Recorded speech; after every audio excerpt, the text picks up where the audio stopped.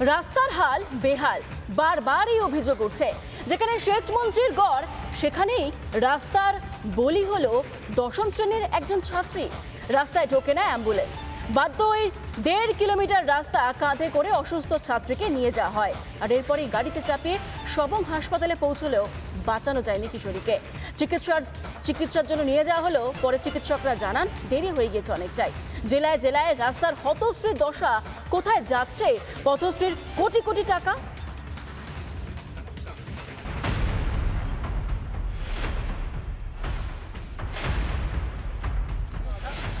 পশ্চিম মেদিনীপুরের নারায়ণগড়ে বেহাল রাস্তায় ঢোকেনি গাড়ি, বাঁশের ডুলিতে হাসপাতালের পথে রোগী।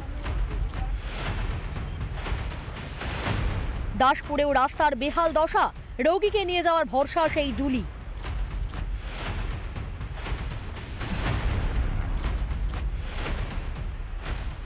এবার সবংয়ে খোদ মন্ত্রী মানুষ ভূঁইয়ার গড়েও সেই একই ছবি।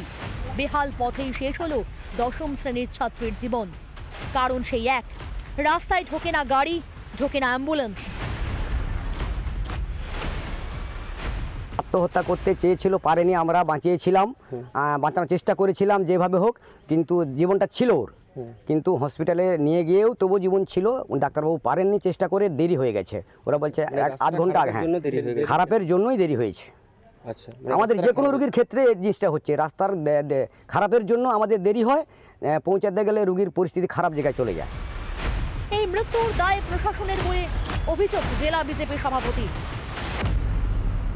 মানুষ ভূঁইয়াকে প্রশ্ন করতে চাই যে আপনি নিজের বিবেকের কাছে প্রশ্ন করে দেখুন যে আপনারা যেটা করছেন, মানুষের সঙ্গে যেই ব্যবহার করছেন, মানুষকে যেভাবে ঠকাচ্ছেন, এটা কি আপনারা ঠিক করছেন? সামনেই বিধানসভা নির্বাচন, আপনাদেরকে আবার মানুষের কাছে যেতে হবে ভোট চাওয়ার জন্য। তখন আপনার মানুষের সামনে কি বলে ভোট চাইবেন? সবং পঞ্চায়েত সমিতির পূর্ত কর্মাধ্যক্ষ এত কিছুর পরেও দাবি করছেন বেশিরভাগ রাস্তাই নাকি সম্পূর্ণ। কারণ আমাদের সবং ব্লকে পথশ্রী 2, পথশ্রী 3-তে যে ধরনের রাস্তা তৈরি হয়েছে, এটা একটা দৃষ্টান্তমূলক। এবার তার মধ্যে থেকেও কোথাও একটা আপনারা ছোট কোথাও কিছু দেখিয়েছেন, এর প্রতিবার 100% রাস্তা আমরা হয়তো করতে পারিনি, কিন্তু 90% হয়েছে। একটা রটনা হচ্ছে, ওই যে দোলায় করে নিয়ে এসে আনা হচ্ছে, এই দোলা টোলা কিছুই না। এক শ্রেণীর মানুষ রটিয়ে দিলেন, রাস্তা নেই, এই জন্যই মৃত্যু হয়েছে। কোথায় যাচ্ছে পথশ্রীর কোটি কোটি টাকা? আর কত প্রাণ গেলে টনক নড়বে? জবাব কি দেবেন মন্ত্রীমশাই? পশ্চিম মেদিনীপুর থেকে সুদীপ্ত দাসের রিপোর্ট, রিপাবলিক বাংলা। এবার রাজ্যসভায় প্রাক্তন বিদেশ সচিব হর্ষবর্ধন শ্রীঙ্গা, তার সঙ্গে সংসদের উচ্চকক্ষে যাচ্ছেন আইনজীবী উজ্জ্বল নিকামও। মুম্বাই হামলার চক্রী আজমল কাসাফকে ফাঁসিতে ঝুলানোর কারিগর এই উজ্জ্বলই। এদের সঙ্গে মোট 4 জনকে রাজ্যসভায় মনোনীত করেন রাষ্ট্রপতি দ্রৌপদী মুর্মু। 4 জনকে রাজ্যসভায় মনোনয়ন দিলেন রাষ্ট্রপতি দ্রৌপদী মুর্মু। তালিকায় উল্লেখযোগ্য মুখ হর্ষবর্ধন শ্রীঙ্গলা। প্রাক্তন বিদেশ সচিব শ্রীঙ্গলা দীর্ঘদিন বিদেশ নীতির গুরুদায়িত্ব সামলেছেন। বিদেশ মন্ত্রকে বাংলাদেশ বিশেষজ্ঞ হিসেবে পরিচিত ছিলেন তিনি। এবার রাজ্যসভায় মনোনয়ন পেয়েছেন আইনজীবী উজ্জ্বল দেওরাও নিকম। স্পেশাল পাবলিক প্রসিকিউটর হিসেবে একাধিক গুরুত্বপূর্ণ মামলা লড়েছেন। এর মধ্যে অন্যতম 26/11 মুম্বাই হামলার মামলা।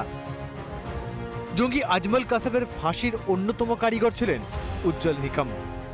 Really, it's a pride moment for me. I never expected that I will be taken up as a member of Rajya Sabha by the Honorable President of India. প্রবীণ সমাজসেবী সি সদানন্দ মাস্টার যাচ্ছেন রাজ্যসভায়।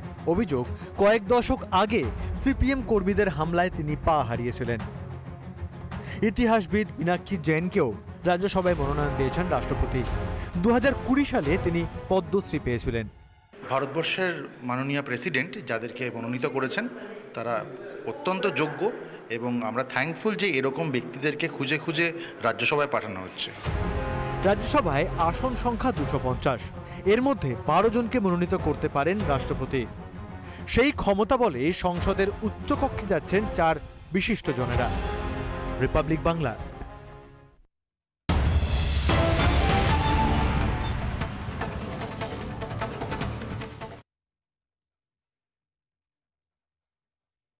নানা ধরনের কন্টেন্ট দেখার জন্য like করুন, share করুন আমাদের ফেসবুক পেজ, সাবস্ক্রাইব করুন আমাদের ইউটিউব চ্যানেল। পাশাপাশি অন্যান্য ব্রেকিং নিউজের জন্য অবশ্যই চোখ রাখুন রিপাবলিক বাংলায়।